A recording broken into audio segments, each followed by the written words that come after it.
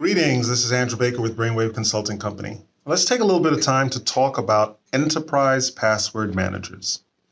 We've spoken in the past about password management, and as an individual user, you definitely want to use a password manager to take care of all of the accounts that you have to log into and to keep track of the passwords and so forth, so that you don't have to you're not trying to memorize all of those passwords to all of those different systems, right? But at an enterprise level, if you're a small business owner or department head, your team probably uses a number of resources.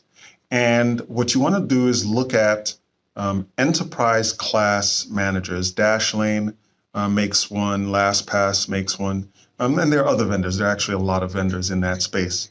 But I just mentioned vendors that I've used and that are actually reputable.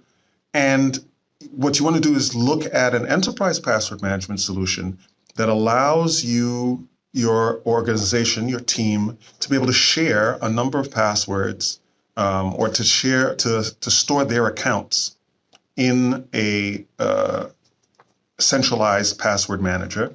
And that will allow several things.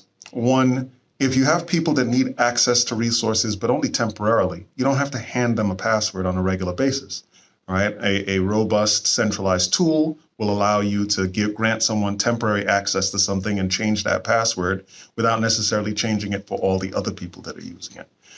It will also allow you to keep credentials for assets that are important to your organization in a centralized place. That way, when someone leaves or whatever the situation is, you don't lose access to all of the things they had and have to scramble around and try and figure out, who had access to that? What were the credentials for this? How do we get into this thing?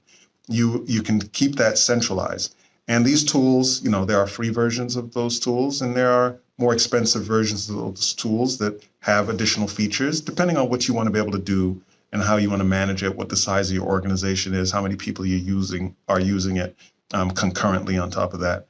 There are a lot of options, but you should consider that, because managing user credentials and managing access control are important parts of what happen in the day-to-day of an organization. And you don't want to have all the turnover and all the chaos that occurs when people leave, when you're onboarding people and trying to grant them access to things, when people shift roles and you have to move around those accounts. It's important to kind of stay ahead of that. Thanks for your time. We'll speak again.